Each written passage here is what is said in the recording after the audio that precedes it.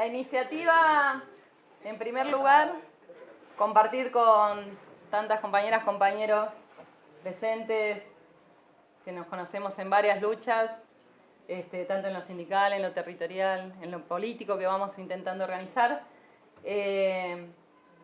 Para nosotros es una alegría hoy, aparte de tenerla la profesora Elsa Brusone, el lanzamiento del Centro de Estudios Internacionales, que es un esfuerzo que compañeros de la militancia nuestra intenta para poder hacer las investigaciones y socializar la información a todos los compañeros y compañeras de distintas organizaciones propias y hermanas para poder librar las batallas ante las nuevas amenazas que se nos presentan.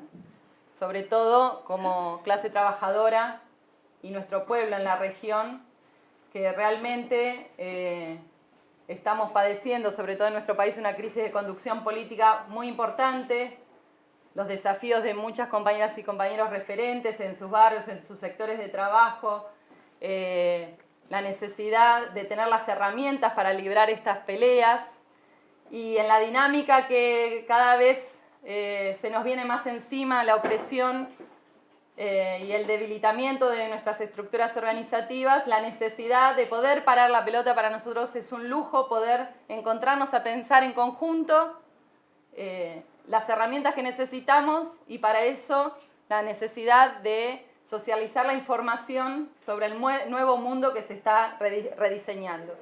Y en ese sentido, y sobre todo por los compañeros también que fueron haciendo las distintas investigaciones en las charlas formativas, pudimos ir viendo que bueno, muchas cuestiones que veníamos exigiendo en la década pasada a nuestros gobernantes, hoy estamos padeciendo algunas de las cosas que no se hicieron y que ahora nos toca a muchos compañeros y compañeros y sobre todo el pueblo que está peleando poder entenderlas para no volver a retroceder más de lo que nos mandaron, como decíamos con Elsa, casi parecido al 55, ni siquiera al 76. Buenas tardes a todas y todos. Muchísimas gracias por la invitación. Muchísimas gracias a todos ustedes por estar aquí.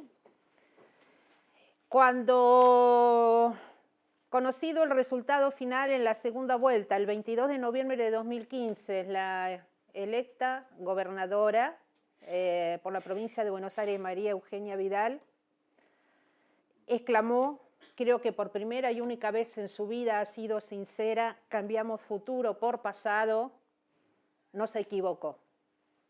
Porque realmente a partir del 10 de diciembre del 2015 ha habido un giro de 180 grados en todos los órdenes del país y particularmente en los temas que son de defensa y seguridad, donde en una vuelta de tuerca regresamos a las relaciones carnales con Estados Unidos y Gran Bretaña como las tuvimos en la década de 1990. Y fue enseguida el alineamiento.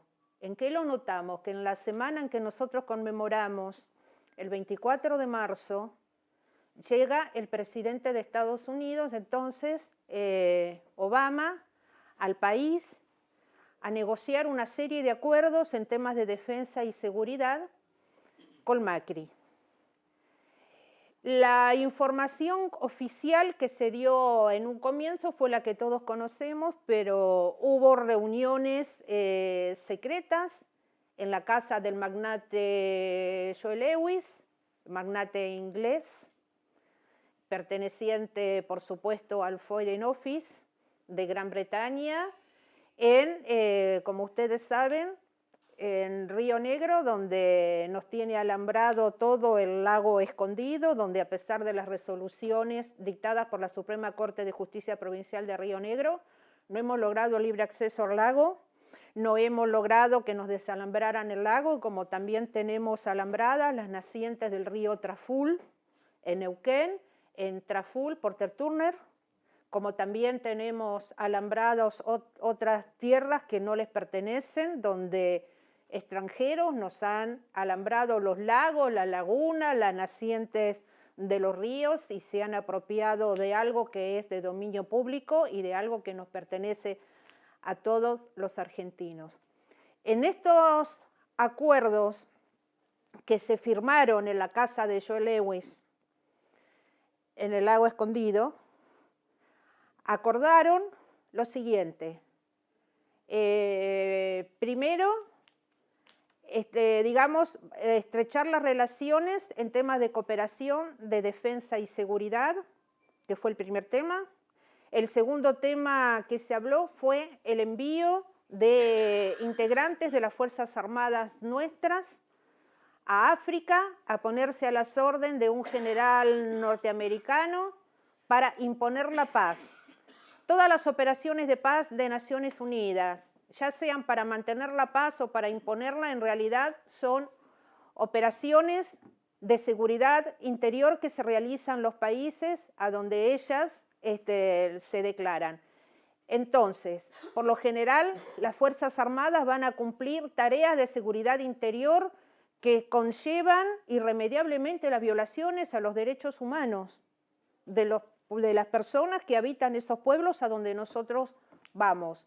E imponer la paz significa intervenir en las guerras, ya sean en las guerras civiles que hay en estos países, en las guerras que hay entre los mismos países africanos y en última instancia ir a luchar contra los grupos terroristas como el Al-Shabaab en Somalia o el Boko Haram en Nigeria, que son grupos terroristas que han sido creados por el mismo Estados Unidos, por la misma Comunidad Europea o Unión Europea, principalmente con el financiamiento y el apoyo concreto de Gran Bretaña, de Alemania y también de Francia, con el apoyo de las monarquías del Golfo Pérsico, con el apoyo de Turquía, el apoyo de Jordania, el apoyo también del Estado de Israel.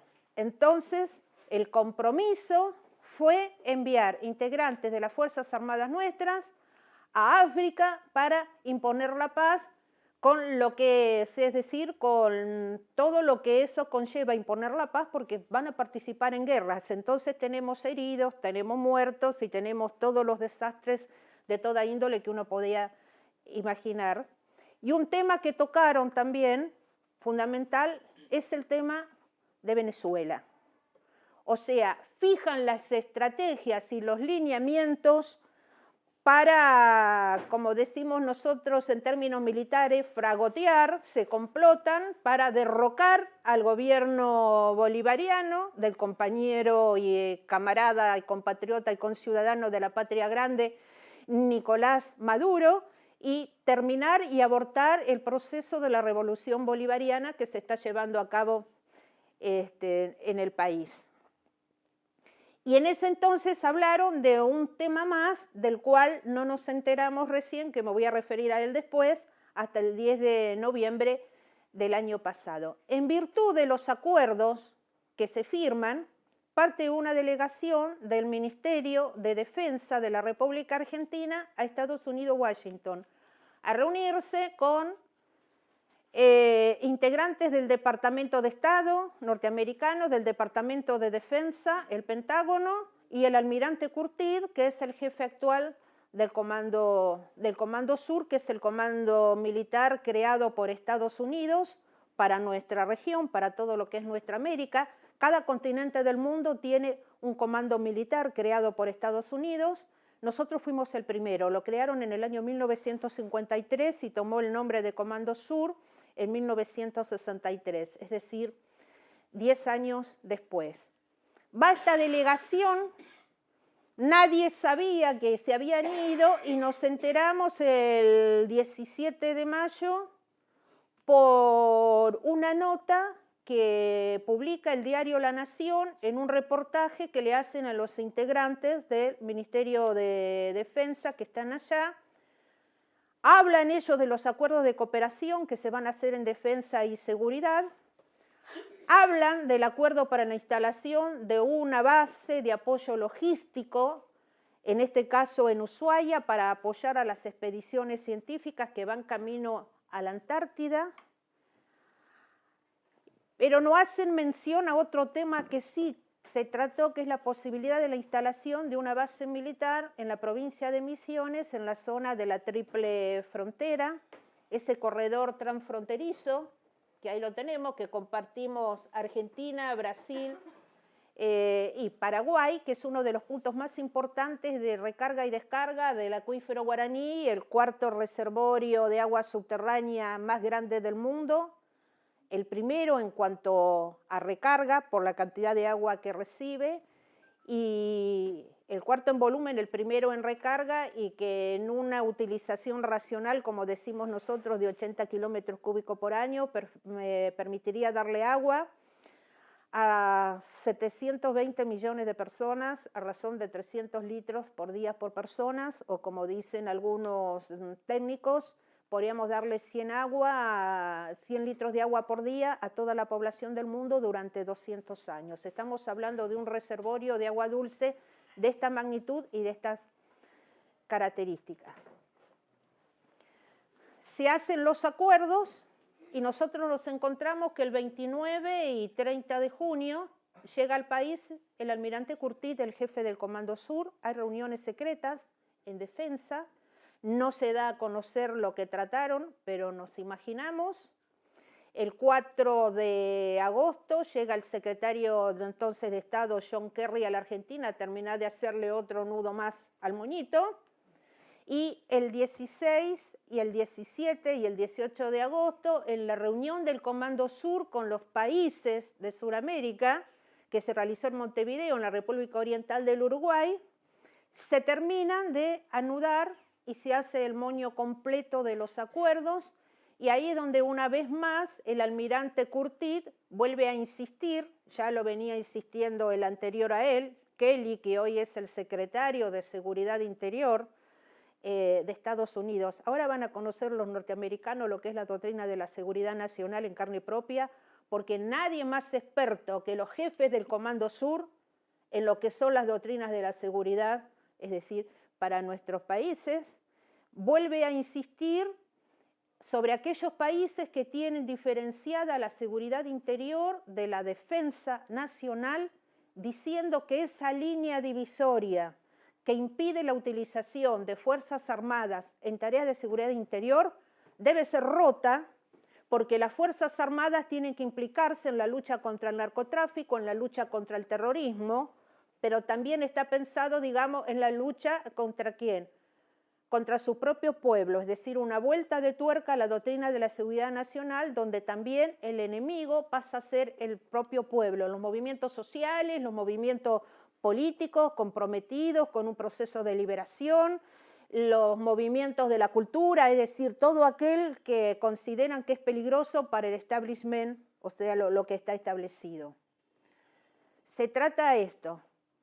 Es decir, esto va surgiendo y como si con esto no bastara, antes de la llegada de Curtit, el 29 y el 30 de junio del 2016 al país, nosotros nos encontramos con un nuevo informe sobre el terrorismo mundial que todos los años da a conocer el Departamento de Estado norteamericano.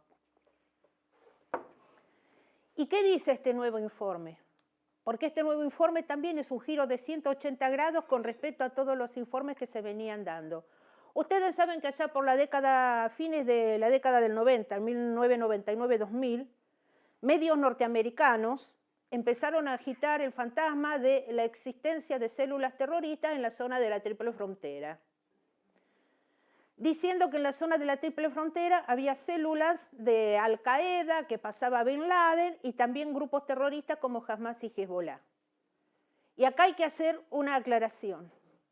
Hamas y Hezbollah no son movimientos terroristas. Hamas es un movimiento de liberación palestino que lucha contra el ocupante israelí de la patria palestina, entonces lucha por la liberación de Palestina.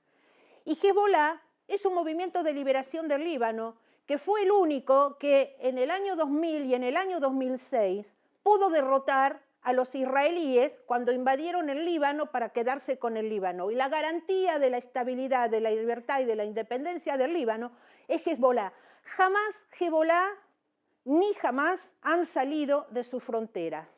Hoy sí Hezbollah ha salido de las fronteras. ¿Por qué? ¿Dónde está? Está en Siria, acompañando al ejército sirio está acompañando a la Fuerza Aérea de Siria, está colaborando, así como colaboran la aviación rusa, como colaboran las fuerzas especiales de Irán y Rusia, como colaboran las fuerzas de movilización popular, al-Shabi, que están librando en la guerra en Irak contra el Daesh o Estado Islámico y está ayudando al gobierno sirio en la lucha contra todos los grupos terroristas que hay en Siria, como colaboran los cazadores del Daesh, como colaboran las brigadas palestinas, como está colaborando también la Guardia Nacionalista Árabe, Gamal Abdel Nasser, formado por militantes de todos los países, de idioma árabe, es decir, que están peleando ahí, como están peleando también mancomunadamente la mayoría de las milicias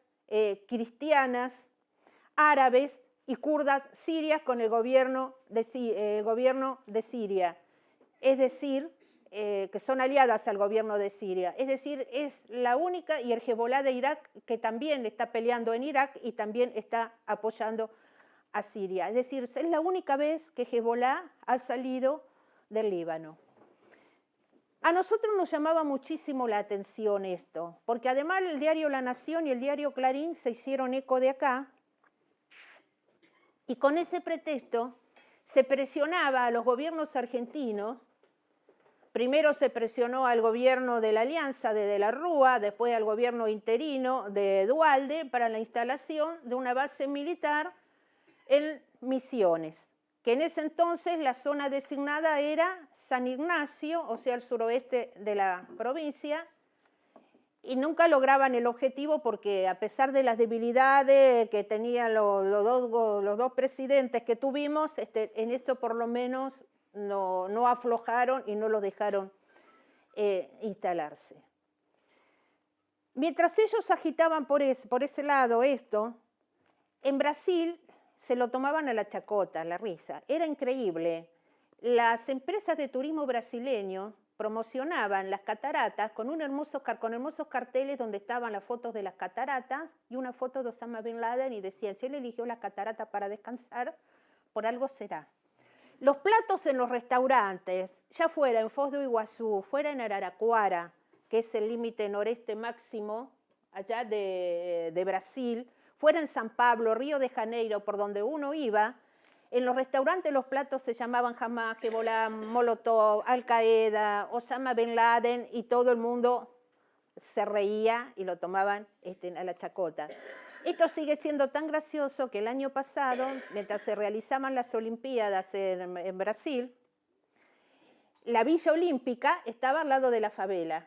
Entonces los atletas acostumbraban a escaparse de la Villa Olímpica e ir a la favela, porque en la favela había un hermoso restaurancito, ¿cómo se llama el restaurante? Osama Bin Laden, a degustar los riquísimos platos brasileños. Es decir, esto está marcando. Y además, todos los informes sobre el terrorismo mundial que elabora todos los años el Departamento de Estado norteamericano y lo da a conocer el 30 de abril, 1 de mayo, el año 2016, lo dieron a conocer el 9 y el 10 de junio, decían que en la zona de la Triple Frontera no pasaba absolutamente nada, que estaba todo tranquilo, que gracias al pacto del 3+1 o diálogo antiterrorista del 3+1, formado por Paraguay, Argentina, Brasil y Estados Unidos a partir del año 2002, todo el control terrestre, fluvial y aéreo de la zona de la Triple Frontera funcionaba maravillosamente bien. Entonces, este pacto y este diálogo funcionaba.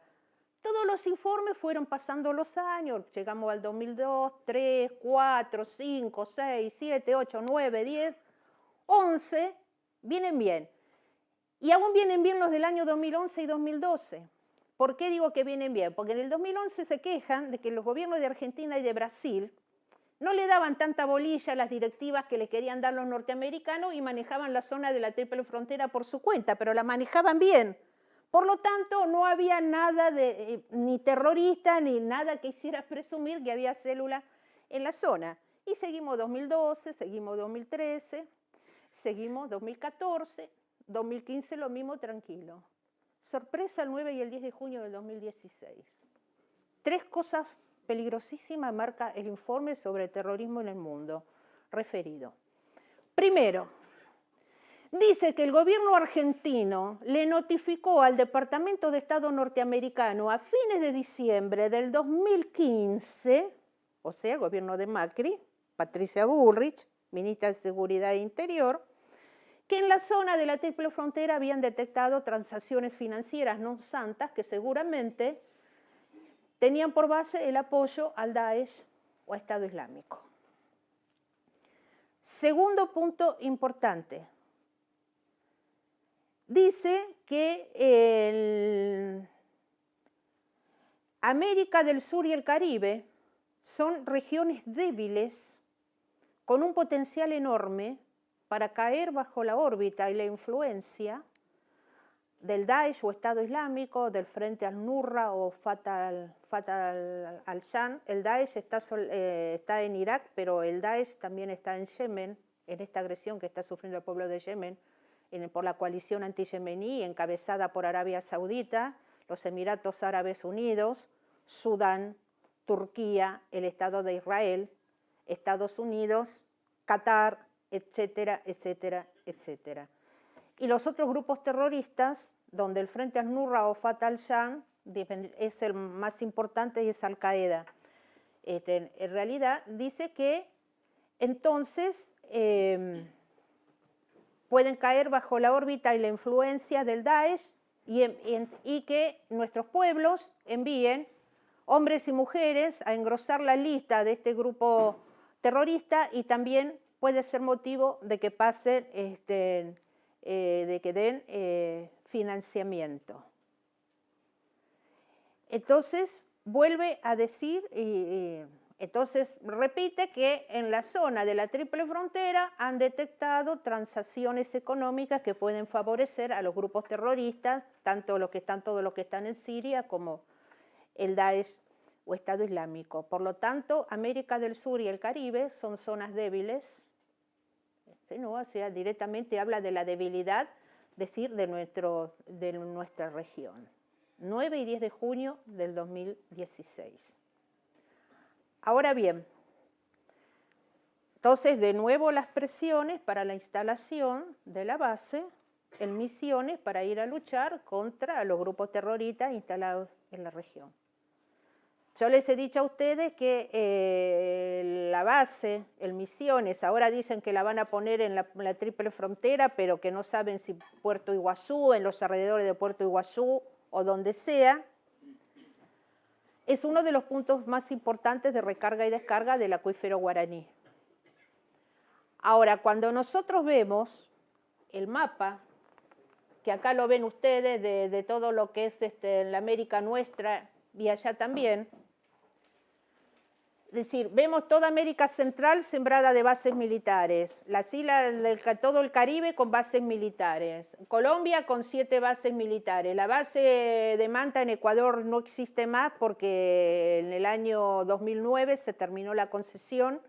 La nueva constitución ecuatoriana prohíbe la instalación de bases militares en territorio de Ecuador. El presidente Correa no renovó la concesión y esto le valió al presidente Correa el 30 de septiembre de 2010 un golpe orquestado por la CIA a través de las fuerzas de seguridad, las fuerzas policiales de Ecuador el 30 de septiembre del 2010, de la misma manera que la caída del presidente Mel Zelaya en el 2009 en Honduras se debió porque no solamente por el intento del presidente de llamar a una nueva constituyente y tener una constitución que le permitiera recuperar todos los recursos naturales estratégicos de Honduras que están en manos de las corporaciones transnacionales. Nuestro pueblo no sabe, por ejemplo, que las mismas corporaciones transnacionales mineras que están en Honduras y que son dueñas del 30% del territorio de Honduras, son las mismas que están aquí. Son las mismas en todas partes, las vamos a encontrar aquí, en Chile, las encontramos en Perú, las encontremos por donde nosotros busquemos en la región, siempre son las mismas. Están en el Caribe, están en Centroamérica, son las mismas. Y el anuncio del presidente Zelaya de cerrar la base militar de Sotocano, ahí en Honduras. Bueno, al presidente le costó un golpe de Estado, lo sacaron en pijama de la casa presidencial, lo depositaron en un avión militar norteamericano, y lo mandaron y lo dejaron en el aeropuerto de San José de Costa Rica. Ya habíamos tenido un antecedente antes, en el 2004, con el derrocamiento del presidente Aristide, donde los marines norteamericanos llegaron al Palacio Presidencial, lo tomaron al presidente, lo subieron en un avión de guerra norteamericano y lo desembarcaron en la República Centroafricana, ahí en África, por las relaciones demasiado fluidas que tenía con Cuba, tenía con Venezuela, que estaban ayudando a Haití a salir. Es el país más pobre que tenemos en todo lo que es nuestra América, y entonces estaban muy comprometidos Fidel y Raúl Castro, y estaba muy comprometido el presidente Hugo Chávez en ayudarlos como ayudan a través de Petrocaribe y como están ayudando a través del ALBA a todos los países que pertenecen a estas organizaciones. Entonces, la base en la provincia de Misiones cierra el cerco sobre todo lo que es la Amazonia. La Amazonia no es solamente la mayor biodiversidad del mundo. Calculen que 1 kilómetro cuadrado de riqueza amazónica equivale a los 18 millones de kilómetros cuadrados de Estados Unidos y Canadá juntos. O sea, lo que hay. Está el río Amazonas con sus más de 1000 afluentes. El río Amazonas solo representa el 25% de los recursos hídricos del planeta, superficiales. Los reservorios de aguas subterráneas, minerales altamente estratégicos para todo tipo de industria que uno la quiera, que van desde las industrias más básicas hasta la aeroespacial y la industria militar también. Tiene petróleo, tiene gas, todo lo que uno quiera lo tiene la Amazonia. Y en la biodiversidad, como les decía, es fundamental porque el 80% de los medicamentos que se producen en el mundo se elaboran en base a plantas. Plantas que están en los bosques, en las selvas y en las floras regionales de cada país. Una región sobre la cual Estados Unidos viene reclamando soberanía desde el año 1817. 200 años de reclamo de soberanía de Estados Unidos sobre la Amazonia. El primer reclamo fue que el río Mississippi desaparecía bajo tierra y surgía con el nombre de Amazonas en la Amazonia. Cuando nosotros vemos las 7 bases en Colombia, las bases instaladas en Perú, Paraguay transformada prácticamente toda ella en una base norteamericana, y una base norteamericana en la zona de la Triple Frontera termina de cercar completamente a la Amazonia. Eso le permite tener el libre acceso, ¿para qué? Para controlar los recursos estratégicos cuando ellos lo crean, es decir, necesarios. Entonces, esto es lo que implica la base en la Triple Frontera. En el mes de septiembre, cuando estalla todo este tema de la posibilidad de la instalación de una base militar en la zona de la Triple Frontera, en Misiones, el pueblo de Misiones se levantan las organizaciones políticas comprometidas con el campo nacional y popular, las organizaciones sociales, las universidades, es decir, toda una serie de movimientos, y crean el Frente de Misiones contra la militarización y contra la base instalada en la región. Se hace un foro. Bueno, yo me pasé toda una semana recorriendo toda la provincia de Misiones explicando estos acuerdos que se habían hecho con Estados Unidos para la instalación de la base. Y al mismo tiempo se produce en Tierra del Fuego una reacción igual cuando se enteran de la posibilidad de la instalación de una base militar en Ushuaia. Los medios de comunicación monopólicos no informaron que el 10 de junio toda la población de Tierra del Fuego salió a las calles a decirle no a la base militar en Tierra del Fuego norteamericana, no a la base en Ushuaia. ¿Qué significa la base militar en Ushuaia? Ustedes saben que nosotros tenemos las Malvinas ocupadas por Gran Bretaña, Estados Unidos, le hace la OTAN. La base militar en Ushuaia, aunque esté disfrazada de base científica porque sería una base encubierta, no sería una base militar tal como la conocemos, están disfrazadas de ayuda humanitaria, de lucha contra desastres naturales, de ayuda a la población por enfermedades, por peste, por lo que a uno se le ocurra, esas son las encubiertas. ¿Qué pasa? Si hay una base norteamericana en Tierra del Fuego, se completa totalmente el cerco sobre todos los recursos naturales de nuestra América, porque nosotros ya tenemos en Chile la base de Concón, que es de entrenamiento cerca de Santiago, al sur de Santiago, de entrenamiento para las Fuerzas de Paz de Naciones Unidas. En el 2012, ustedes recordarán que en el Chaco se quiso instalar una base disfrazada de ayuda humanitaria norteamericana en un acuerdo que inexplicablemente hizo el gobernador Capitanich, desoyendo, como me contaron sus allegados, lo que sus allegados le decían que no podía aceptar eso. Creo que después se ha arrepentido, no sé, espero que sí, y que nosotros hicimos posible que la base esa no se instalara porque se levantó toda la provincia y yo en ese entonces, a través del Consejo Asesor del Centro de Estudios para la Defensa, Manuel Belgrano, del Ministerio de Defensa, yo estaba colaborando con UNASUR, con la Secretaría General de UNASUR. Entonces, tuvimos el apoyo desde Cancillería y tuvimos el apoyo también desde el Ministerio de Defensa para insistir que no se diera lugar a la instalación de la base en el aeropuerto de Resistencia, que ahora ese edificio lo usa Defensa Civil del Chaco, y que se devolvieran los 3 millones de dólares, que era lo que había costado, digamos, hacer todo el edificio.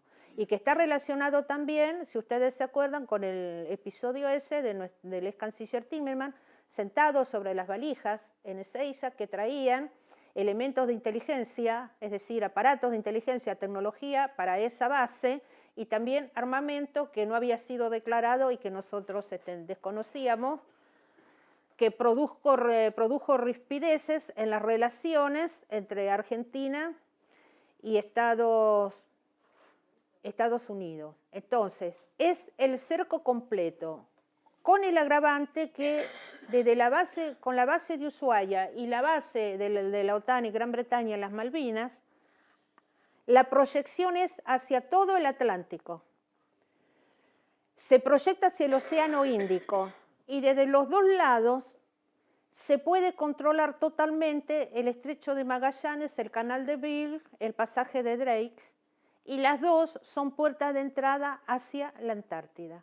Da la extraña casualidad que en el sector antártico, donde se superponen los reclamos de soberanía de Argentina, Gran Bretaña y Chile, sobre todo en la península antártica, se encuentran los mayores yacimientos de hidrocarburos del continente antártico y una buena porción de minerales altamente estratégicos para todo tipo de industrias, así como en el fondo del Atlántico Sur tenemos los nódulos polimetálicos, que son concentraciones de minerales estratégicos, así como también en la zona del Atlántico Sur nosotros tenemos la mayor variedad y volumen de peces y crustáceos, de todo lo que a ustedes se les ocurra, de riqueza vitícola del mundo, así como también alrededor del Malvinas, que es una inmersión de nuestra propia plataforma continental, yacimientos de hidrocarburos que también lo tenemos en toda nuestra plataforma continental.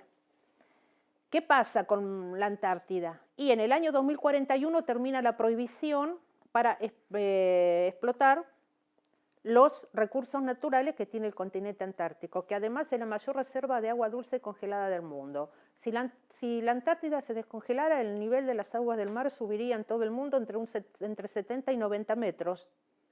Es decir, rediseñando un mundo totalmente distinto al que nosotros conocemos. Hay consenso por parte de los países signatarios del Tratado Antártico. Argentina fue uno de los primeros países signatarios, es uno de los países creadores del Tratado Antártico y de los países del mundo en seguir manteniendo la Antártida tal como está hoy, una zona de paz, una zona de no explotación de sus recursos, los recursos que tiene, sino como una manera de poder preservar de alguna manera el equilibrio ecológico, es decir, el equilibrio ambiental en el mundo. La idea es en el año 2041 prorrogarlo por 50 años más hasta el 2091. pero Estados Unidos y sus aliados y las corporaciones transnacionales están haciendo un lobby infernal para que en el año 2041 esa prórroga no se lleve a cabo, que caiga la prohibición y las corporaciones transnacionales entrar a la Antártida justamente a explotar todos los recursos naturales, es decir, que se encuentran. Entonces, si la base en la provincia de Misiones cierra el cerco sobre los recursos naturales, sobre todo de la Amazonia, que busca la base militar en Ushuaia, junto con la de Malvinas, la base británica en Malvinas, y el destacamento inglés que está en las Islas Georgia, termina de cerrar el cerco sobre todos los recursos naturales de nuestra América, es decir, nos tienen controlados de norte a sur y de este a oeste, quedamos, es decir, bajo el control. Esto es lo que acordaron Macri y Obama, es uno de los acuerdos. Nosotros sabíamos que había más acuerdos, pero no nos llegaba la información, la buscábamos y no llegábamos, hasta que el 10 de noviembre el gobernador norteamericano del estado de Georgia informa, él, que se hicieron convenios entre el gobierno argentino y la Guardia Nacional de Georgia, acuerdo de cooperación militar con la Guardia Nacional de Georgia. Ustedes saben que la Guardia Nacional en Estados Unidos, cada estado tiene una Guardia Nacional. Esta Guardia Nacional está conformada por reservistas militares. Normalmente acompañan a las Fuerzas Armadas norteamericanas en las operaciones que estas realizan fuera de Estados Unidos. Responden a las directivas del Departamento de Estado y del Departamento de Defensa. Y solo intervienen al interior de Estados Unidos cuando las policías locales son sobrepasadas por alguna sublevación de pueblo, por alguna pueblada, por protestas, entonces pasan por encima de la policía y se hacen cargo ellas del tema de la seguridad, es decir, interior. Pero además no es solamente esto. Cuando actúan, si algún estado, ya ellos habían hecho un acuerdo en el año 1994 con el país de Georgia, una de las ex repúblicas socialistas soviéticas que hoy está adscrita a lo que es la OTAN, es decir, está adscrita a Estados Unidos. Hicieron el acuerdo y a Georgia le modificaron todas las fuerzas de seguridad, le reestructuraron todas las fuerzas armadas y no conforme con esto lo mandaron unos años después a una guerra con Rusia, que por supuesto Rusia, aún en su etapa de la desintegración de la Unión Soviética y aún sin ser la Rusia que es ahora, que es una potencia nuevamente y que juega muy fuerte a nivel internacional, junto con China, en menos de un día la destrozó a Georgia. Hay muchos estados que tienen hechos estos convenios también con países africanos. Ahora bien,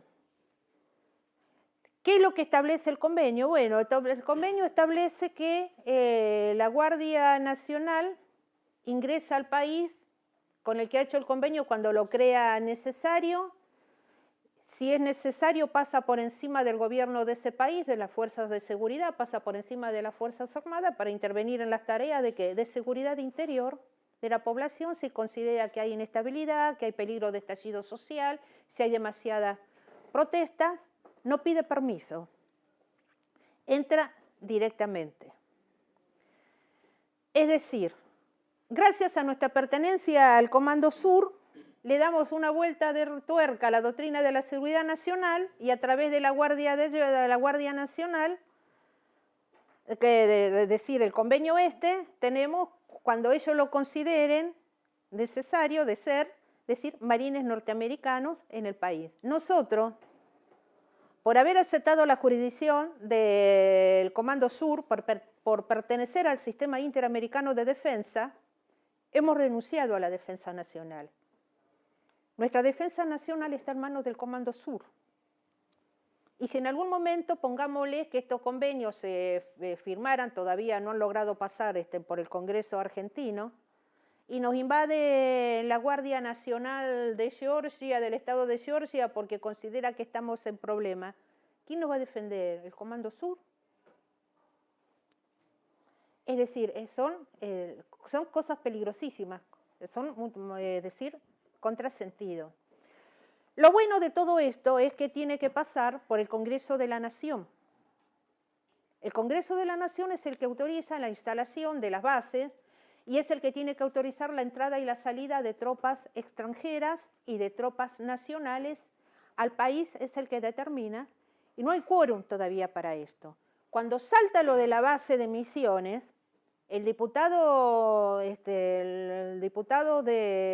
Misiones hacen un pedido a la Comisión de Relaciones, el diputado Di Stefano, hacen un pedido a la Comisión de Relaciones Exteriores y de Defensa de la Cámara de Diputados para averiguar sobre estos convenios.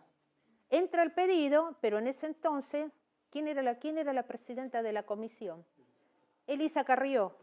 Asidua visitante a la Embajada de Estados Unidos, asidua visitante a Estados Unidos, donde va a recibir órdenes para aplicar acá, lo encajona.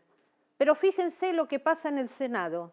La segunda de ella, de la coalición Civicari, la senadora rionegrina Magdalena Odarda, hace una presentación en el Senado explicando y pidiendo, es decir, explica el peligro que significa la base y pide una interpelación o que se realice algo ante la comisión. La comisión del Senado firma todo por unanimidad. Desde Federico Pinedo, pasando por Ángel Rosas, pasando por los senadores Odarda de la coalición cívica, Ángel Rosas de la UCR, Cambiemos, Pinedo, como ustedes saben, PRO, Cambiemos, Pino Solanas, los senadores del Frente para la Victoria, todos dicen, bueno, vamos a hacer se acepta, dice, vamos a llamar a una sesión extraordinaria en el Senado para tratar este tema que, por supuesto, hasta ahora no se ha realizado. Pero por lo pronto, esto está, digamos, en el freezer, está congelado porque tiene que pasar por el Congreso de la Nación. Y se imaginan que en un año como este, donde hay muchos de esos legisladores que tienen que renovar la banca y en elecciones, esto no pasa porque no se va a avalar esto. Y nosotros decíamos, ¿y qué más hay? ¿Y qué más hay? ¿Por qué hay algo más? Porque uno olía que había algo más. Lo último que faltaba nos llegó este año de la mano de Roberto Navarro en Economía Política. Salta la compra de las armas, que fue el acuerdo hecho en el 2016 por más de 2.000 millones de dólares. Armas que, a pesar de ser de la década del 60 y del 70, que están recicladas, no son armas de defensa, son armas ofensivas. Pasa esto. Entonces, algo había. Bueno, vamos a ver en qué consiste el pedido. Cuando uno va a la carta que eleva Lustó al Congreso, al congresista norteamericano hablando, lo hace en carácter de que Argentina es una gran aliada extra-OTAN. El congresista norteamericano le dice al Congreso de Estados Unidos, aceptemos este pedido de Argentina porque Argentina sigue siendo un gran aliado extra-OTAN. ¿Qué significa ser un gran aliado extra-OTAN? Es un título que otorga el gobierno norteamericano, es decir, la Casa Blanca y el Congreso de Estados Unidos, normalmente a pedido del presidente norteamericano. A nosotros nos los otorgó Bill Clinton en el año 1997 como recompensa por los servicios que nosotros le prestamos en 1991, enviando a la Marina nuestra a bloquear los puertos de Irak en la famosa Operación Tormenta del Desierto, en la venta por triangulación que le hicimos de armas a Croacia cuando la ex Yugoslavia se estaba disgregando y estaban todo embargados, nosotros derivamos, hicimos las armas para Croacia, una parte de esas armas se fueron a Ecuador en la guerra que tenían por el tema fronterizo con Perú y que todo eso se tapó con la voladura de la fábrica militar de Río Terceros, con la cantidad de muertos y heridos que todos sabemos y que todavía seguimos esperando justicia porque todavía esto es decir, sigue impune. En agradecimiento nos otorgaron el título de Gran Aliado de la OTAN. Este título permite acceder a armamento, permite a los integrantes de las Fuerzas Armadas del país entrenarse con las fuerzas de la OTAN en Estados Unidos, permite ir a los altos centros de estudios estratégicos, perdón, en Europa, de los altos centros de estudios estratégicos en Europa, es decir, a formarse. Y en ese carácter, nosotros participamos en 1999 en la destrucción de Yugoslavia, donde desplegamos tropas en Eslovenia, donde desplegamos un contingente en Kosovo. ¿No salió en los diarios? No, no salió en los diarios. ¿Por qué? Porque de esto no se informa, porque no se necesita pedir permiso al Congreso para salir, porque cuando el Congreso de un país apoya el carácter de estatus de aliado, gran aliado extra-OTAN, y la Argentina, el Congreso nuestro, en 1997, lo ratificó, no se informa al Congreso de la salida. El gran aliado extra-OTAN no notifica a su Parlamento o a su Congreso Nacional que va a enviar contingentes que van a ir a Europa a ponerse a las órdenes de militares europeos y que van a participar en las operaciones que se determinen. El compromiso es tener siempre una fuerza de despliegue rápido, que en nuestro caso siempre estuvo una fuerza de despliegue de paracaidistas, que siempre estuvo, es decir, en Córdoba. Nosotros esto lo sabíamos y lo sospechábamos. En el año 1999, justamente, con mi esposo, estábamos recorriendo todo el norte de África, habíamos recorrido todo el Próximo Oriente, nos habíamos encontrado con algunos militares argentinos que estaban descansando y visitando las aguas del río Jordán, que nos contaron. Nos encontramos con otro contingente que estaba en la frontera chipriota, en Chipre, dividiendo a los turcos chipriotas de los grecos chipriotas.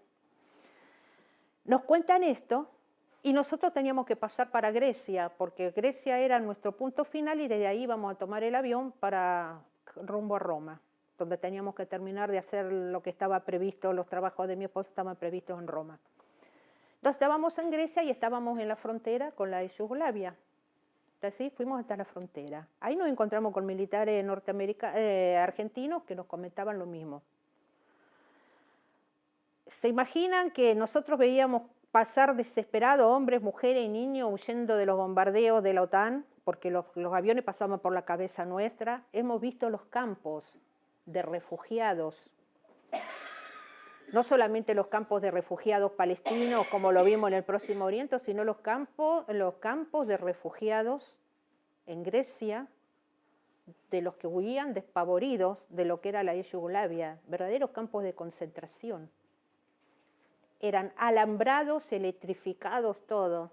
Soldados de la OTAN y soldados griegos cuidando todo el campamento, y la gente era un enorme presidio a cielo abierto, la desesperación en las miradas de esos hombres, de esas mujeres y de esos niños. Muchos deben pensar que por ahí exagero por lo que digo. Todo esto que le cuento ha sido corroborado en la revista militar número 759 por un coronel de apellido Gallo, que cuenta cómo llegamos a ser gran aliado extra-OTAN y que cuentan las aventuras nuestras. Y aquí está la prueba. Esto lo trajimos de Grecia. ¿Quién ordenó el bombardeo de la OTAN? Aquí está Clinton es decir, el Godzilla con cara de Clinton. ¿Qué es este monstruo? Este monstruo es la OTAN. ¿Quién es este hombre? Era el candidato ecologista y de la izquierda en Grecia en las elecciones que se iban a dar ese año. ¿Por qué está con el tridente atacando a la OTAN? Porque había propuesto sacar a Grecia de la OTAN y era un defensor de la ex Yugoslavia, estaba en contra de lo que estaban haciendo. Una izquierda que no tiene nada que ver ni con Syriza, ni por supuesto con Tsipras, ni con las nuestras tampoco, es una izquierda totalmente distinta. distinta a esa. Bueno, esta es la prueba Lo digo yo por eso. de lo que digo porque a veces me dicen, ¿cómo se sale? ¿Cómo se deja de ser un gran aliado de esta OTAN? Porque saben que nunca dejamos de serlo. Ni a pesar de los problemas con el Comando Sur por la base en el Chaco, que les cuento que a pedido del Comando Sur, a mí me costó la salida un año después del Centro de Estudios Estratégicos para la Defensa, Manuel Belgrano, pero yo continué colaborando con la Secretaría General de UNASUR y con el doctor Ali Rodríguez Araque a título personal hasta el final del mandato del doctor Ali Rodríguez Araque. No salí solamente yo, salió Alfredo Forti, salió Puricelli, que era el ministro de Defensa, salimos unos cuantos, y dicen, salimos en el 2013, un año después, en marzo del 2013 todos, y dicen las malas lenguas que fue por pedido del Comando Sur. Nunca dejamos de ser gran aliado de esta OTAN, ni siquiera cuando el canciller se sentó sobre las valijas. A pesar de los pedidos que realizó el gobierno británico para que dejáramos de ser un gran aliado de esta OTAN, los yanquis nunca nos sacaron el título pensando que alguna vez, quizás, seguramente estaban seguros de que podía subir un gobierno de signo contrario, una vuelta a las relaciones carnales de la década del 90 y volvíamos a ser útiles de nuevo. El estatus de gran aliado de esta OTAN se pierde de dos maneras. Primero, porque el gobierno norteamericano, Casa Blanca y Capitolio o Congreso, determinan que uno deja de ser confiable y se lo sacan. O, en segundo lugar, por pedido expreso del país al que le agraciaron, entre comillas, con este título. Se eleva un proyecto de ley al Congreso de la Nación, el Congreso de la Nación lo adopta, lo saca, se envía automáticamente a la Casa Blanca y se envía al Capitolio norteamericano diciéndole que el país ha decidido dejar de ser un gran aliado de esta OTAN. Esa sería la más fácil. Desde 1997 hemos venido luchando para que esto cayera. Me he reunido con infinidad de senadores y diputados de todas las tendencias para explicarles el peligro que entrañaba ser un gran aliado de esta OTAN, así como les expliqué lo que significaba la maldita ley antiterrorista que se votó en diciembre del 2012. Explicándoles. La respuesta que recibía era: no, pero si nosotros no lo aplicamos, total que se quede, no lo aplicamos. Y yo les decía, pero puede haber un cambio de gobierno, viene un gobierno de otra matriz ideológica, volvemos a las relaciones carnales de 1990 y ustedes, y ellos van a aplicar estas leyes. Y yo les decía, miren que con la ley antiterrorista están juzgando los gobernadores y están juzgando los jueces en las provincias, todos los luchadores sociales y ambientales, que hay compañeros y compañeras que enfrentan penas de 4 a 10 años de cárcel acusados de terroristas. No pueden dejar estos instrumentos, hay que derogarlos. No, nosotros no los usamos, ¿para qué lo vamos a derogar? 22 de noviembre de 2015, 10 de diciembre de 2015, ley antiterrorista, gran aliado de esta OTAN, vigente. Ahora bien, nos van 2.000 y pico de millones de armas que son ¿para qué como gran aliado de esta OTAN en el plan de Estados Unidos? Para la invasión militar de Venezuela. El plan de los norteamericanos es: nosotros bombardeamos, pero ningún soldado precioso norteamericano entra, porque uno puede bombardear, pero la guerra se libra sobre el terreno, hombre, hombre. No, ¿a quién pienso? Y tengo Colombia con las 7 bases muy confiables. Y tengo un gran aliado extra OTAN, que es Argentina, que como gran aliado extra OTAN tiene que cumplir las cláusulas que existen sobre el mismo. Entonces, ¿cuál es mi idea? Bueno, todo este armamento para Fuerza Armada Argentina, le enseñamos a manejar, le enseñamos todo, los trasladamos o a Panamá o los trasladamos a Colombia, entonces ellos y los colombianos inician la invasión terrestre contra Venezuela. Mientras pergeñamos esto, ¿nosotros qué hacemos? Y hacemos la campaña a nivel internacional y la campaña en la región y en el continente para aislar a Venezuela. ¿Qué aplicamos? Y vamos a intentar aplicar la Carta Democrática Interamericana, vamos a suspender a Venezuela del Mercosur, vamos a hacer campaña internacional diciendo que el gobierno venezolano es violador de derechos humanos, es terrorista, masacra a su población, etcétera, etcétera, etcétera, etcétera. Entonces, el tema de la compra de armas, que salta este año, fue decidido el año pasado, y en los planes de Obama, es decir, son planes que también retoma Trump para derrocar a la revolución bolivariana.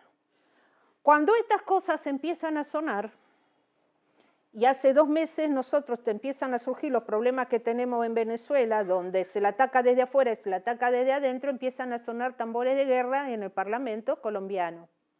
Tambores de guerra, la canciller Holguín diciendo que con Venezuela no se puede conversar porque es un gobierno inestable, nadie lo entiende, bla, bla, bla, bla, bla.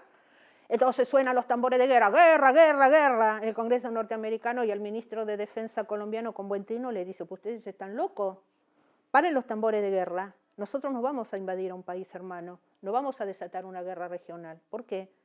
Y porque la razón es que Colombia está en tratativas de paz con la FARC, Ejército del Pueblo y ahora con el Ejército de Liberación Nacional. No hay tampoco consenso por parte de una buena porción de los militares norteamericanos, colombianos, de ir a una guerra que estén contra los venezolanos.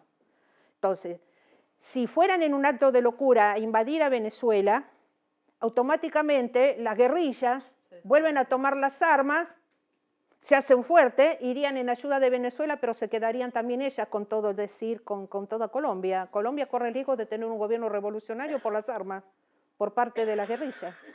Es decir, no puedo. Entonces, ¿qué hacemos? ¿Qué inventamos? Bueno, vamos a inventar, entonces, ahora no hay tampoco en la mayoría de los militares peruanos de querer ir a una guerra contra Venezuela, no están convencidos. Los brasileños tampoco están convencidos del ejército brasileño. Pese a que Temer hace un acuerdo y van a hacer en la zona de la triple frontera de Perú, Colombia y Brasil, ejercicios combinados con los norteamericanos en la zona de la Amazonia, por primera vez desde que la Amazonia fue recuperada por Getúlio Vargas, porque estaba en manos de corporaciones transnacionales, hasta ahora. Por primera vez en la Amazonia se va a hacer un ejercicio combinado con fuerzas norteamericanas, ejercicios a los cuales la invitaron a Venezuela y como siempre el compañero Evo, comprometido con nosotros, dijo ni cuenten con Bolivia para hacer ejercicios con ellos y menos nosotros, dado que Venezuela, Colombia, es decir, y también Ecuador, es decir, los países del ALBA, se han ido prácticamente del sistema interamericano de defensa, porque han renunciado a la Junta Interamericana de Defensa y han renunciado al Tratado Interamericano de Asistencia Recíproca, el famoso TIAR, que obligaba, que en la guerra de Malvinas hubiera obligado a Estados Unidos a defendernos y pelear junto con nosotros y no darle toda la ayuda que le dieron a sus socios y aliados mayoritarios, es decir, que es Gran Bretaña, que son los dos pilares que sostienen el sistema interamericano de defensa, cuyo organismo político es la Organización de Estados Americanos. Fíjense ustedes que la Junta Interamericana de Defensa se crea en 1941, el TIAR en 1947 y la OEA en 1948, con el asesinato de Gaitán. Entonces, no hay consenso. Los ejercicios los van a hacer igual, los venezolanos están alertas, pero no hay ningún consenso y en estos días los ejercicios que se han llevado a cabo frente a Venezuela, países de América Central con las islas del Caribe, esos están dentro de la famosa estrategia de seguridad para América Central y la estrategia de seguridad regional para el Caribe, que son de los años 2008 y 2009, donde todos los años hacen ese tipo de ejercicios en el Mar Caribe, es decir, ya están pautados todos los años y más o menos para esta época. Entonces, esto explica muy bien esto. El tema de la compra de armas está también congelado porque todo esto tiene que pasar por el Congreso de la Nación y son las comisiones de defensa, las comisiones de seguridad del Congreso que tienen que trabajar sobre este tema. Son ellas las que tendrían que haber ido a también integrantes de las comisiones, participar en la compra y determinar si era factible o no factible esto. tiene que pasar por el Congreso y no hay quórum en el Congreso para esto por ser un año electoral. La buena es decir, por ahora estamos con buenas noticias a pesar de la gravedad de los sucesos. La otra buena noticia es que en diciembre del año pasado, Macri reunió al ministro de Defensa Esther Martínez, a la ministra de Seguridad Interior Patricia Burrich y al jefe del Ejército para solicitarle al jefe del Ejército que interviniera en tareas de seguridad interior. El jefe del Ejército le contestó: yo no puedo participar, las Fuerzas Armadas no podemos participar en tareas de seguridad interior porque está prohibido por la Constitución, está prohibido por la Ley de Defensa Nacional y por la Ley de Seguridad Interior. Si ustedes quieren que nosotros participemos, envíen un proyecto de ley al Congreso para que el Congreso modifique y autorice nuestra participación y nos dan las órdenes por escrito. Porque hasta la fecha tienen muy en claro que los únicos que han pagado por las violaciones a los derechos humanos y por el terrorismo de Estado han sido los integrantes de las Fuerzas Armadas, una parte de los integrantes de las Fuerzas de Seguridad, pero ninguno de los civiles, la pata civil de la dictadura cívico-militar, porque esto fue una dictadura cívico-militar, ha pagado a alguno que otro juez que lo han condenado, a algunos, y paren de contar, porque ahí hay que sentar en el banquillo a Iglesia, a los de la Iglesia, hay que sentar a los empresarios, a los jueces, fiscales, a políticos que les dieron las intendencias y le dieron gobernaciones para que fuera todo eso viable. Hay que sentarlos a dirigentes sindicales que entregaron compañeros y que fueron cómplices. Es decir, eso falta por ser juzgado. Los periodistas, los medios de comunicación que están todos manchados de sangre. Muchos periodistas tienen las manos manchadas de sangre. Tendrían que estar sentados y siendo juzgados. Yo siempre digo que algún día los jugaremos. Si se mueven sin que la justicia llegue, los vamos a jugar igual estando muertos porque nosotros necesitamos hacer justicia. Porque la verdad, la memoria y la justicia nosotros necesitamos llevarla siempre en alto. Y si se murieron, los vamos a jugar igual. Aunque digan que no se puede, los jugará el pueblo. Serán en juicios populares. Entonces les contestó que no. Entonces, en este momento no hay consenso dentro de, por lo menos del ejército, que es lo que conozco, dado que pertenezco a la familia ejército, mi marido es militar retirado y ha sido el perito en el juicio a las juntas, en las megas causas de la ESMA, de Campo de Mayo, de la Operación Cóndor, ha sido el perito en el juicio contra Fujimori en Perú, contra la dictadura de Cedras en Haití, es decir, los dictadores salvadoreños en El Salvador. Hemos estado en Francia, en Italia, en España, cuando acá no se podía jugar porque estaban las leyes de impunidad, entonces lo jugaban afuera y ahí íbamos. Bueno, 28 juicios llevados a cabo, 28 ganados, tenemos una hermosa cucarda. Es decir, lo conozco, la tranquilidad que a mí me da esto, de saber que por lo menos dentro del ejército no hay consenso en este momento para hacer eso, porque además estas nuevas generaciones han sido formadas bajo democracia, porque, es decir, están formadas con otros, están en el respeto a la Constitución, a las leyes, están formados de otra manera a los que se formaron, es decir, antes. Bueno, estas son algunas cuentas pendientes que quedaron del gobierno anterior en la creencia de muchos legisladores que era imposible que en el 2015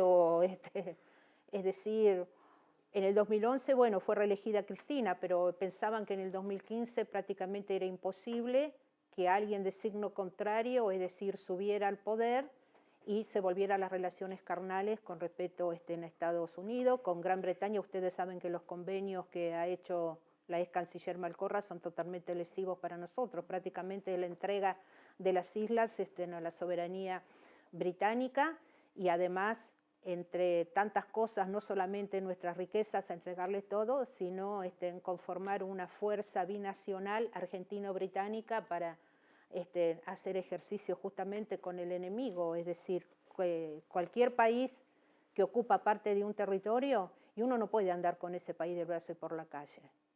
Ese es enemigo. No sirve ir a gritar en todos los foros internacionales y mantener las banderas en alto y todo, si yo sigo yendo del brazo y por la calle con ellos, sigo dándoles las empresas, sigo dándoles que exploten nuestros recursos naturales, sigo admitiendo que estén sus bancos acá, que esté todo. No, no, no. El general Perón decía al adversario puente de plata, los militares dicen soldado que huye, puente de plata, pero al enemigo ni justicia, ni en la guerra ni en la paz. Y hay que tenerlo muy claro quiénes son los enemigos de adentro y quiénes son los enemigos de afuera para saber cómo hay, es decir, que actuar con ellos. Para ir cerrando, es decir, algo que nosotros tampoco conseguimos fue salir del sistema interamericano de defensa. He peleado muchísimo, he peleado enormemente dentro de UNASUR, en las reuniones que teníamos, sobre todo en la última reunión, que fue en los últimos días de mayo del año 2013, que fue la reunión sobre los recursos naturales estratégicos de lo que era América del Sur. Nunca logramos, es decir, que en la Argentina, y pese a insistir, nos saliéramos de la Junta Interamericana de Defensa, nos saliéramos del TIAR, nos saliéramos de la OEA. Nosotros aplaudimos la creación de UNASUR, aplaudimos la creación de la CELAC, pero hoy están caminando muy lentamente el proceso, o sea, los procesos de integración que teníamos se detuvieron. El Banco del Sur no pudo ser puesto en marcha porque nunca Brasil y Argentina hicieron los aportes de capital que teníamos que hacer. La plata que nosotros teníamos que poner en el Banco del Sur se la dimos al Fondo Monetario Internacional para mantener nuestra membresía, los 7.500 millones de dólares. Error gravísimo. Entonces, si los dos países más fuertes de América del Sur son Argentina y Brasil, que tenían que dar, los brasileños no, porque no iban a permitir que el Banco del Sur compitiera con el bandés de ellos, el Banco de Desarrollo. A pesar del pedido de los BRICS tienen su banco, entonces los BRICS decían, bueno, UNASUR, usted tiene su Banco del Sur, termine de darle forma al Banco del Sur, terminen de formarlo y podemos unir los dos bancos para hacer los desarrollos en conjunto. Nada, ahí está el Banco del Sur en Caracas, está, pero no está funcionando. Tenemos la Secretaría General de UNASUR en Quito, maravilloso, pero no funciona como debería. En la última reunión de UNASUR yo planteé con el tema de los recursos. Estaba como invitada personal del doctor Ali Rodríguez Araque. Entonces pedí la palabra y lo planteé. Estábamos con Atilio Borón, Atilio estaba a mi lado, había un conjunto de compañeros de los países de América del Sur, y yo lo planteé clarito.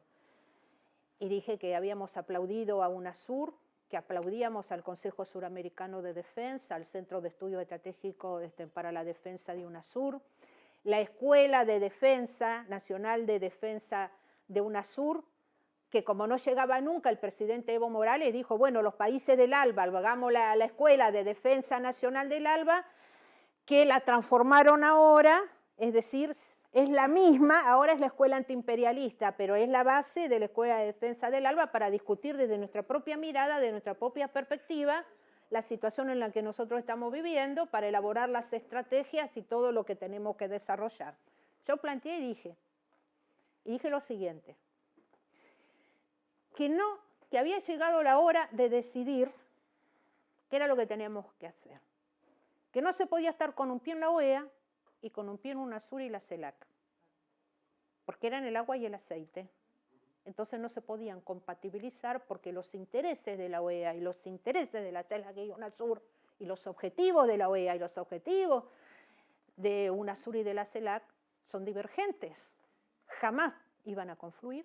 No se podía estar con un pie en el Centro de Estudios Hemisféricos para la Defensa que fue creado en el año 1997 a pedido del gobierno argentino de entonces, en una de las reuniones de ministros de Defensa de las Américas, que funciona en Washington, en Estados Unidos, que depende de la Universidad Nacional de Defensa de Estados Unidos, que depende del Departamento de Defensa norteamericano, donde se forman civiles de nuestros países para ocupar, ¿qué? Las primeras líneas en dos ministerios que son fundamentales para cualquier país: Relaciones Exteriores y Defensa. Que no se podía estar ahí, que no se podía estar con un pie ahí y con un pie en el Centro de Estudios Estratégicos para la Defensa de UNASUR. Que no se podía estar con la Comisión Hemisférica de Defensa, que es de la OEA, nuestro Consejo Suramericano de Defensa, que no se podía estar con un pie en el Comando Sur y con un pie en el Consejo, que no se podían seguir aceptando las reuniones de los comandantes de nuestras Fuerzas Armadas con los comandantes de las Fuerzas Armadas de Estados Unidos y de Canadá, que no se podía seguir aceptando las reuniones de ministros de la Defensa de nuestros países con los de Canadá y con los de Estados Unidos, que no se podía aceptar seguir haciendo los ejercicios combinados de nuestras Fuerzas Armadas con las Fuerzas Armadas de Canadá y Estados Unidos, y que además esos ejercicios se hacen siempre en nuestros territorios, siempre en la zona donde hay agua, tierra fértil para producción de alimentos, hidrocarburos,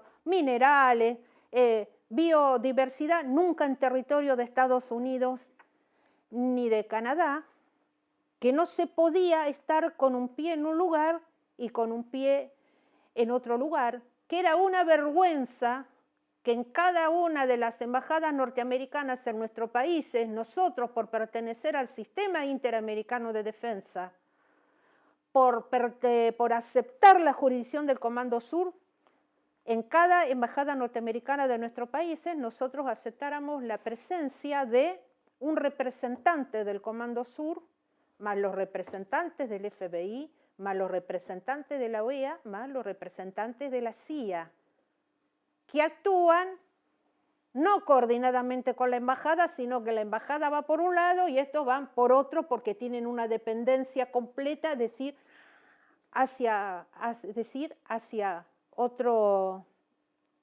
lado, que no se podía aceptar, porque cuando vienen como agregados militares, de repente uno se los encuentra en los ministerios de defensa de nuestros países y los encontramos en nuestros cuarteles o en los edificios propios militares nuestros, donde se encontraba a los militares norteamericanos dando vuelta y fijándose y controlando absolutamente todo, que teníamos que decidir.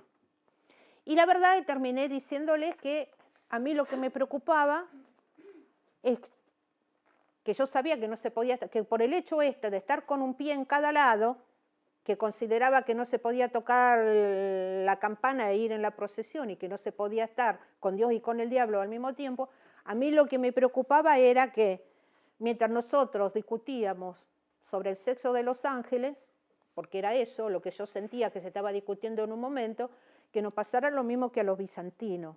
Es decir, que por tanto discutir sobre el sexo de los ángeles, no se dieron cuenta que los turcos los estaban cercando, y aquel 29 de mayo de 1453, cuando los bizantinos, Bizancio primero, Constantinopla después y hoy Estambul, se dieron cuenta, ya era demasiado tarde porque los turcos estaban adentro.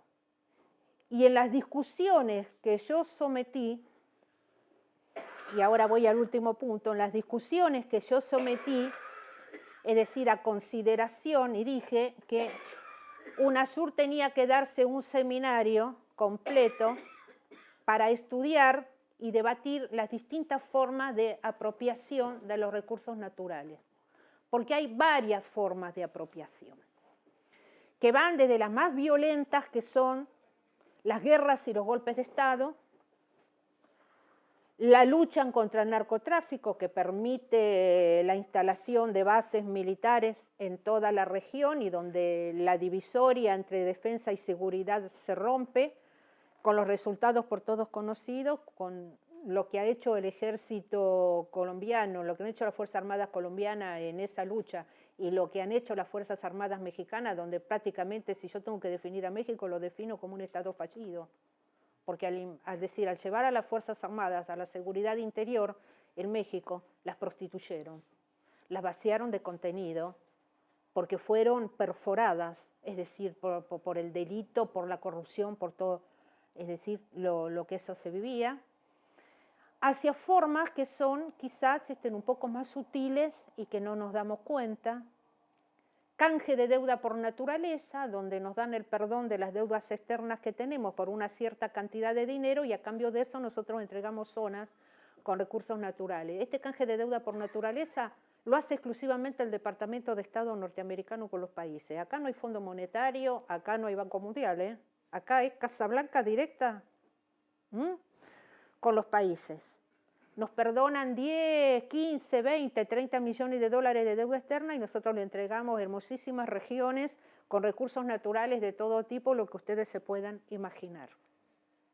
A una que parece muy inofensiva, que es Patrimonio de la Humanidad. Patrimonio de la Humanidad es muy lindo cuando tiene que ver con la cultura, porque entra dinero y entonces a mí me permite mantener Machu Picchu, las ciudades mayas del Yucatán, me permite mantener Tikal, puedo mantener Copán, las pirámides de Egipto, puedo mantener todo aquello que hace a la historia de la civilización humana en monumentos, en ciudades maravillosas a lo largo y a lo ancho del planeta, porque representa un aporte económico justamente para que eso, que forma parte de nuestra civilización, de la cultura, de toda la civilización humana, no importa dónde se encuentren, es decir, tiene que ver con nosotros como humanos, es maravilloso. Pero cuando son zonas con recursos naturales estratégicos, ahí no. ¿Por qué no? Porque esto nació con buena intención en la década de 1970, que fue con la idea de preservar áreas bellísimas, áreas naturales para el buen ambiente, para mantener el equilibrio en el planeta, el equilibrio ecológico. Pero le agregaron unos protocolos y unos corolarios adicionales. Resulta que en los corolarios, el Estado que acepta eso, el país, resigna soberanía.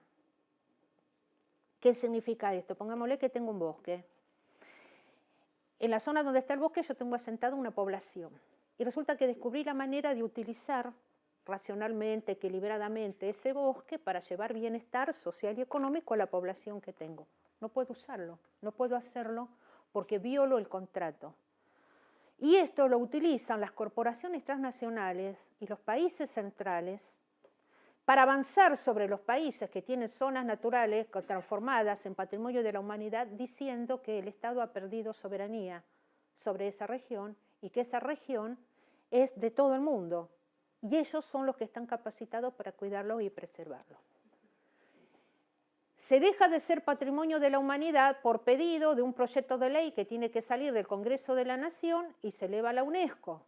Esto tampoco yo lo conseguí. La Argentina tiene como patrimonio de la humanidad toda la quebrada de Humahuaca, riquísima en minerales de todos los tipos que a ustedes se les ocurra. Hay de todo en la quebrada, de todo.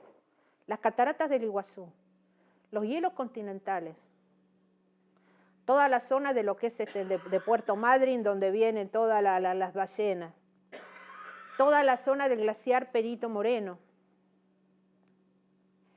el Valle de la Luna, compartido por San Juan, compartido por La Rioja. Bueno. Cedimos a la humanidad genética también en otras. Y hemos cedido también riquezas genéticas en los tratados, o sea, para las patentes que se den. Entonces, se imaginan que es poner al zorro a cuidar el gallinero. Y ya sabemos lo que pasa con los gallos y la gallina cuando el zorro entra al gallinero. Otras sutiles que parece que son tan inofensivas que no nos damos cuenta. Bueno, nosotros como signatarios del Tratado de Tlatelolco y del Tratado de No Proliferación Nuclear, conformamos un conjunto de 89 países a los cuales nos han agraciado con 321 bases científicas, entre comillas. El organismo de control está en Viena, la capital de Austria. ¿Para qué? Para que a través de prospecciones sísmicas, a través de ultrasonido y a través de medición de la calidad del aire, podamos detectar en qué parte del mundo se realizan explosiones de armas atómicas subterráneas o de armas de otro tipo de destrucción masiva. A 89 países nos agraciaron con 321 bases. Y resulta que a la Argentina está entre los 89 países, con 6 bases y 2 laboratorios. 2 laboratorios en la ciudad de Buenos Aires, 1 en la sede de la CONEA, la Comisión de Energía Atómica. Una base en Salta, todavía no está. Una base en Coronel Fontana en San Juan, una base en Villa Traful en Neuquén, 2 bases en Río Negro, Paso Flores y Bariloche, y 2 bellísimas bases en Ushuaia, en Tierra del Fuego, Tuluín y Ushuaia. Cuando nosotros nos fijamos, estos son acuerdos del año 2002, y el acuerdo de Paso Flores es del gobierno del doctor Alfonsín, es de 1987. El resto son del año 2002. Si nosotros nos fijamos en el mapa de la Argentina, la distribución de las bases, de estas bases, fíjense dónde están. Recursos naturales, es decir, si yo me voy para abajo, le expliqué lo que es Ushuaia y Toluín. Antártida, el control. Cuando yo me voy a Río Negro sobre la cordillera, el control sobre toda la cordillera, además el control de todos los yacimientos geotérmicos que tiene el país. El país tiene una enormidad de pozos geotérmicos, con los cuales podría... Ahí están los recursos naturales. Bueno, con los cuales podría también abastecer como energías alternativas para no depender tanto del petróleo. Están en zonas con minerales, zona con agua, tierra fértil, la catarata del Iguazú, es decir, cuando uno vamos mirando en el mapa, qué casualidad que todas estas bases científicas, entre comillas, están en zonas de recursos naturales, qué casualidad que ellos las construyen, ellos traen su científico, entre comillas, y nosotros lo único que nos proponen, es decir, que tenemos que dar, es darle la seguridad. Nada más, pero no intervenimos en las investigaciones, ni nada. Bueno, eso también está vigente, porque esto fue aprobado por el Congreso de la Nación Argentina. El Congreso de la Nación aprobó todo esto. Este es uno de los temas que yo sometí a debate también, y que me dijeron no, porque no se instalan, porque bueno, porque nosotros no lo hacemos, que se quede ahí, ni yo diciéndole deroguen, deroguen, deroguen. Está pendiente, ¿eh? Son las tareas que tenemos, es decir, que nosotros tenemos pendiente. La otra cosa que no es nada buena fue la iniciativa de integración regional suramericana, que el Banco Interamericano de Desarrollo, el BID, la lanzó en el año 1971, en el año 1972 dio a conocer el mapa, que es toda la integración terrestre, aérea, fluvial, de toda América del Sur, en ejes, pero que es la integración de las corporaciones transnacionales, donde los proyectos no tienen en cuenta la necesidad real de cada uno de nuestros países. Años peleando contra el IRSA. ¿Saben cuál fue el resultado final? Lo integraron a UNASUR con el nombre de COSIPLAN, es uno de los consejos de UNASUR, el IRSA. Es el que está planeando con el nombre de COSIPLAN todo lo que sería integración, no en favor de nuestros pueblos, sino integración en favor de las corporaciones, es decir, transnacionales. Otra forma que no parece peligrosa, y los famosos tratados de libre comercio y de inversión, ya sean regionales, supranacionales, suprarregionales, bilaterales, como se les ocurra, que todos tienen las mismas características. Primero, la empresa transnacional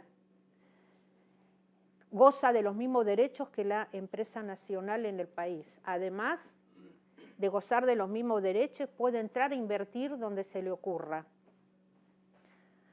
Materias primas, dentro de las materias primas está incluida agua. En materias primas está la biodiversidad, está el agua, está la tierra, están los minerales, están los hidrocarburos. En servicios, que es el nombre que se le da a la salud y a la educación. En tecnología, en lo que queremos, lo que creamos. Dice que un Estado nacional puede tener políticas de preservación ambiental siempre y cuando esto no vaya en contra de la inversión y de la comercialización. Que un Estado, que las multinacionales farmacéuticas y de laboratorio pueden apoderarse del conocimiento de las comunidades asentadas en una región, del conocimiento que le brinda la flora de esa región, transformar ese conocimiento en medicamentos, patentarlos, a cambio de una indemnización a la comunidad o al país al cual se le ha robado toda esa riqueza genética.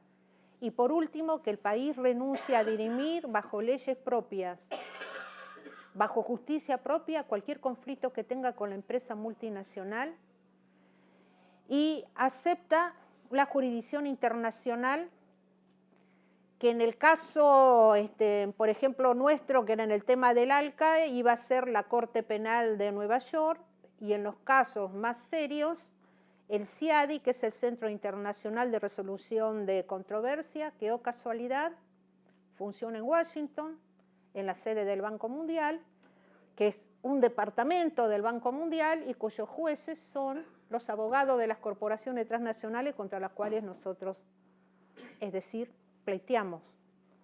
Miren si no hay manera de disfrazar, tener libre acceso y control hacia los recursos naturales. Para terminar, quiero decirles algo. Hay toda una serie de legislación internacional de los años 1952, 1953, adoptadas por la Asamblea General de Naciones Unidas, que reconocen la soberanía de los pueblos sobre sus recursos naturales. La resolución 1515, que es el alma madre del Comité Permanente de Naciones Unidas de la soberanía de los pueblos sobre sus recursos naturales, reconoce todo esto. La Carta Mundial de la Naturaleza, que la dio en la 48ª Asamblea General de Naciones Unidas, la ONU establece la soberanía de los pueblos sobre sus recursos naturales.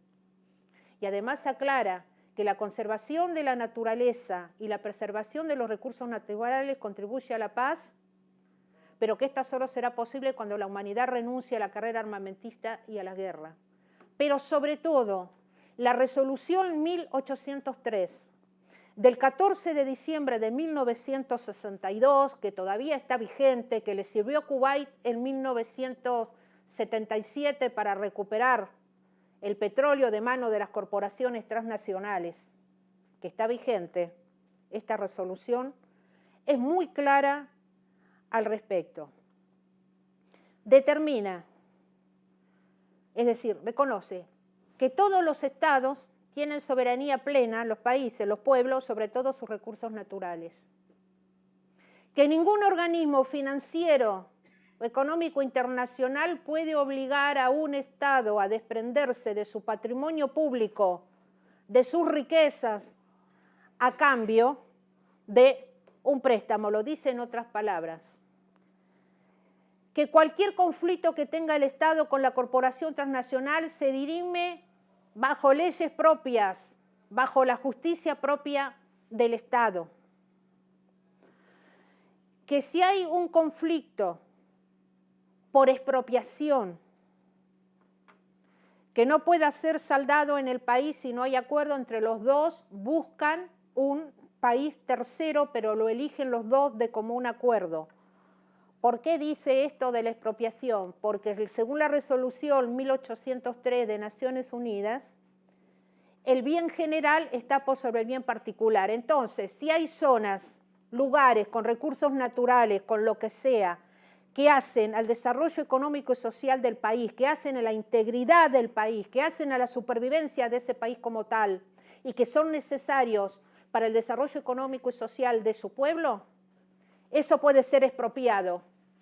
ya sea que esté en manos de corporaciones extranjeras o esté en manos de corporaciones nacionales del mismo país, porque el bien general está por encima del bien particular, que dice que los países grandes tienen que reconocer la soberanía de los países más pequeños o menos, o que están en vía de desarrollo o en su desarrollo, sobre sus recursos naturales.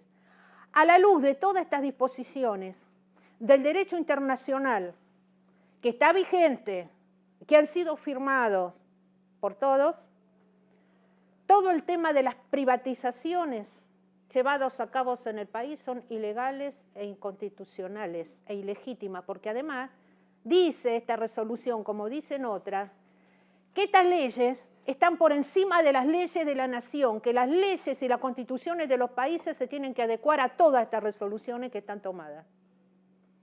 Estas son inconstitucionales e ilegales. Renunciar a la soberanía para dirimir el conflicto propio y aceptar el CIADI es inconstitucional y es ilegal, es ilegítimo. Estas son las herramientas que uno tiene en las manos para hacer el giro de 180 grados y recuperar hasta lo último granito de tierra, como yo siempre digo, la última gota de petróleo, la última gotita de gas, el último mineral, la última hoja, la última planta que me quede, todo lo que tiene que ver con los recursos naturales, la última gota de agua, es decir, para recuperarlo. Solo hace falta decisión política. ¿Saben cuál es la columna vertebral de UNASUR? Que la determinamos en la reunión, la determinamos con el doctor Ali Rodríguez Araque y el resto de sus asesores, la resolución 1803 de Naciones Unidas. Esta resolución es la columna vertebral de UNASUR. Esta resolución es la fundación de UNASUR. ¿Saben que esta resolución 1803 es la columna de la soberanía permanente de Paraguay, de Brasil, de Uruguay y nuestra sobre el recurso, sobre el acuífero guaraní? Nosotros le arrancamos en el año 2003, el 13 y el 14 de octubre, al Banco Mundial, en el seminario que organizó el Banco Mundial, porque el acuífero estuvo en manos del Banco Mundial hasta su estudio, hasta el 30 de enero del año 2009. Y se fue por la crisis económica y financiera internacional de entonces, pero se fue por la lucha de las organizaciones sociales de los 4 países que no dejamos que se privatizara, que no lo dejamos quedarse. Entonces no aguantó más y tuvieron que irse. Nosotros habíamos arrancado la Carta Social del Acuífero Guaraní, reconociendo el agua como un derecho humano fundamental ligado a la salud y a la vida, reconociendo que nosotros, pueblos, éramos los soberanos del reservorio, y los presidentes del Mercosur, de los 4 países, en el 2005 ratificaron la Carta, pero logramos en agosto del 2010, en la 34ª reunión del Mercosur en Mendoza, la última resolución que ratifica nuestra soberanía sobre la base de la resolución 1803 de Naciones Unidas. Tomamos como base, ese es el corazón de la soberanía nuestra sobre el acuífero, la resolución 1803, es decir, de Naciones Unidas del 14 de diciembre de 1962. Uno se pregunta, cuando yo hablo en la facultad de muchas facultades de Derecho en alguna universidad del país, si tratan todo este derecho internacional, me dicen que no lo tratan. Me han llevado varias veces a la facultad de Derecho, profesores de Derecho, a darles a los abogados recién recibidos todos estos tratados internacionales que existen para poder recuperar los recursos. Sobre estos tratados internacionales se basó el presidente Chávez, se han basado el presidente Evo Morales en Bolivia y se ha basado también el presidente Correa para recuperar las riquezas que le pertenecen a sus pueblos.